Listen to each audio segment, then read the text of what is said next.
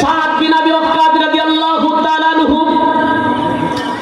কোরআনের দাওয়াত দেওয়ার জন্য সাহাবীদের নিয়ে যখন আফ্রিকার জঙ্গলের দিকে রওনা হতেছে, সামনে খরস্রোতা নদী। সাদ বিন আবি ওয়াক্কাস সাহাবীদের মতামত চাইলেন, ও রাসূলুল্লাহর সাহাবীরা, আল্লাহর দ্বীন এখানেই শেষ হবে না নদী পার হয়ে ওপারেও কোরআনের দাওয়াত চলে যাবে? সাহাবীরা বললেন, আমিরুল মুমিনিন, আপনি যদি আমাদের ঘোষণা দেন ওপারে যাওয়ার জন্য এক চুল পরিমাণ পিছপা হব না। কোরআনের দাওয়াত প্রচার প্রসারের জন্য আপনি যেভাবে আমাদের আদেশ করবেন আমরা সেভাবেই মাথা পেতে নিব। জোরে বলি সুবহানাল্লাহ। সাদ বিন আবি ওয়াক্কাস দেখলেন উপস্থিতি সকলে ঐক্যমত পোষণ করলেন, একসাথে দাজলা নদীতে নেমে পড়ে ওপারে গিয়ে উঠে সাদ বিন আবি ওয়াক্কাস বলতেছেন, শুনে রাখো রাসূলুল্লাহর সাহাবীরা, তোমাদের কারো কোনো কিছু কি হারিয়ে গিয়েছে কিনা, কোনো ক্ষয়ক্ষতি হয়েছে কিনা? সাদ বিন আবি ওয়াক্কাস যখন বললেন তোমাদের কারো কি কোনো কিছু হারিয়ে গিয়েছে, সবাই বলল না, আমরা সব কিছু বুঝে পেয়েছি। একজন বলল যে আমার একটা বাটি হারিয়ে গিয়েছে।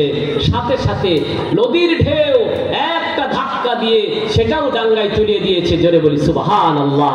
নদীর কিনারায় পেয়ে সাহাবীকে বলা হলো, এই নাও তোমার যিনি আল্লাহর রাস্তায় যারা বের হয় তাদের চুল পরিমাণ ক্ষতি আল্লাহ পাক রব্বুল আলামিন চায় না, বরং আল্লাহর রাস্তায় যা দেয় আল্লাহ তার চেয়ে বেশি গুণে ফিরিয়ে দেয়। জোরে বলি সুবহানাল্লাহ।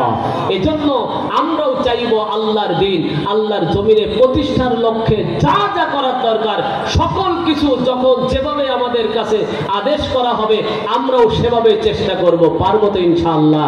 আমাদের আমিরে জামাত যারা আদেশ করবে, ইসলামী আন্দোলন যে আদেশ করবে, হেফাজতে ইসলাম যে আদেশ করবে, এগুলো যদি আমরা মানতে না পারি তাহলে আমাদের আবারও মার খেতে হবে, আমরা আবারও এই অধঃপতনে নেমে যাব, এ জাতি আবার নিঃশেষ হয়ে যাবে। কথা বলেন ঠিক কি ঠিক না? এজন্য আমাদের চেষ্টা করতে হবে যখন যেভাবে আদেশ আসে আল্লাহর দ্বীন আল্লাহর জমিনে প্রতিষ্ঠার লক্ষ্যে এইভাবেই কাজ করলে আমরা সফলতায় যেতে পারবো, নচেত সফলতা আমরা দেখব না। আবারও আমাদের সেই বিপদে পড়তে হবে, যে কোনো মুহূর্তে হয়তো আমাদের এই জায়গাটা যে কেউ দখল করে নিতে পারে। কথা বলেন ঠিক কি ঠিক না? এজন্য আমরা চাইব আল্লাহর এই দ্বীন আল্লাহর জমিনে প্রতিষ্ঠা হোক, আমরা এই জায়গা আর কারো কাছে ভাড়া দিতে চাই না। কথা বলেন ঠিক কি ঠিক না? আসুন আরেকটু আলোচনার দিকে চলে যাই। বিশ্বনবী সাল্লাল্লাহু আলাইহি ওয়াসাল্লাম কাছে প্রশ্ন করা হলো, রাসূল ইসলাম কি জিনিস মনে আছে আপনাদের? বললেন আল্লাহর প্রতি পূর্ণ বিশ্বাস স্থাপন করা, আর বললেন বিশ্বনবী সাল্লাল্লাহু আলাইহি ওয়াসাল্লামের আদর্শ অনুযায়ী জীবন পরিচালনা করা। এরপরে কি জিনিস? আল্লাহ রাসূল সাল্লাল্লাহু আলাইহি ওয়াসাল্লাম এবার বললেন নামাজ প্রতিষ্ঠা করা। সমাজে নামাজ প্রতিষ্ঠা করতে হবে।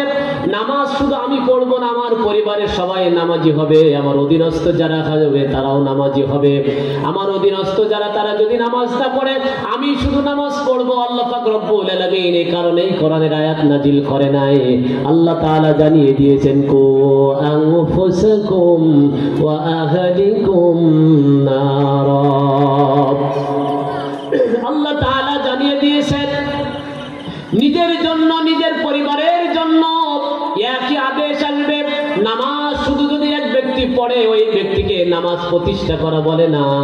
নামাজ প্রতিষ্ঠা মানে আমার অধীনস্থ যারা আছে তারাও নামাজ পড়বে, আমার ছেলে নামাজ পড়বে, আমার মেয়ে নামাজ পড়বে।